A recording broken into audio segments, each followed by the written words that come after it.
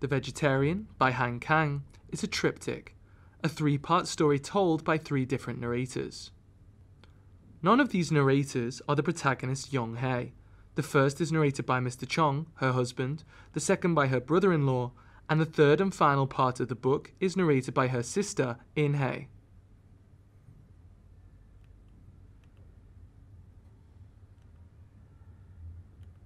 The first book of The Vegetarian begins in Yeong-hye's home.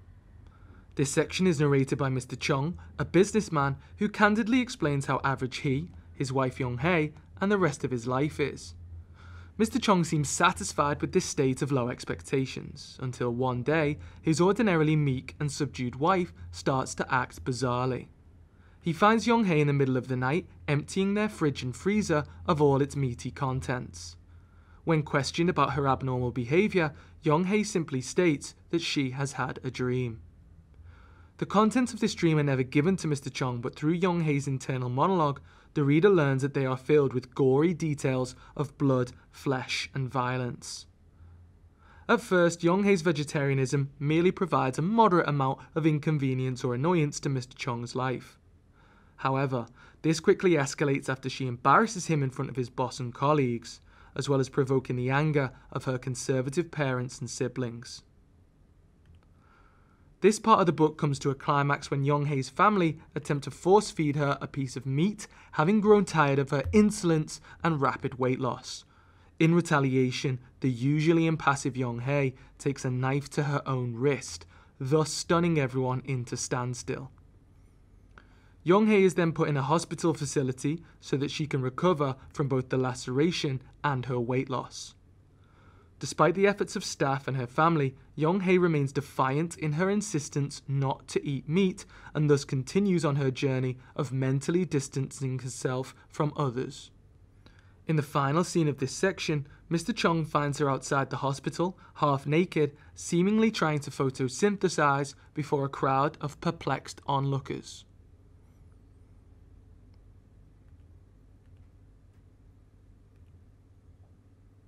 The Mongolian Mark is told from the perspective of Yeong-hye's brother-in-law 2 years later. He is married to In-hye, Yeong-hye's sister, and was also present at the dinner party where Yeong-hye cut herself.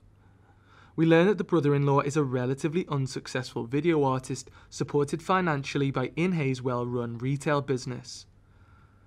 The second section of the book is named after the birthmark that many Asian newborn babies possess that eventually fades with time. After learning from In-hye that Yeong-hye's Mongolian Mark never faded, the brother-in-law is inspired to make a new video that features Yeong-hye completely naked, painted all over with flowers. The brother-in-law avoids informing his wife of this new project and starts to slowly become more and more sexually consumed with his vision, to the detriment of both his marriage and parental responsibilities.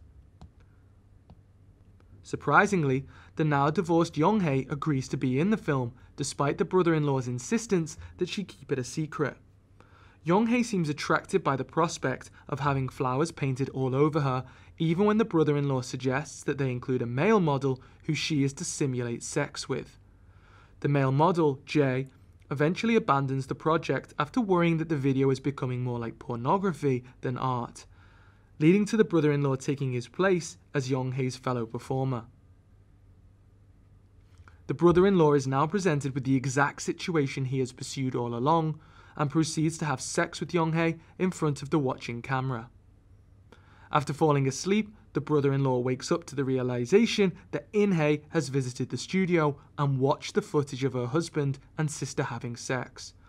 She accuses her husband of having lost his mind due to his desire to mislead a mentally deranged woman, as well as sleep with her in such a perverted manner. Yeong-hye, who for the most part enjoyed having the flowers adorning her skin, now realizes that the experience was not as fulfilling as she would have liked. Instead of bringing her closer to nature, the ordeal has reminded her of mankind's many faults. As she appears to be suicidal, the authorities arrive to detain both Yeong-hye and the brother-in-law, respectively.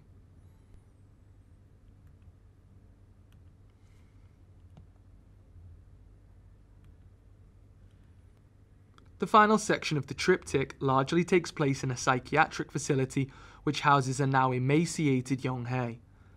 It is the turn of In-hye to be the narrator, and she too is now separated from her husband after his dalliance with Yeong-hye in section 2.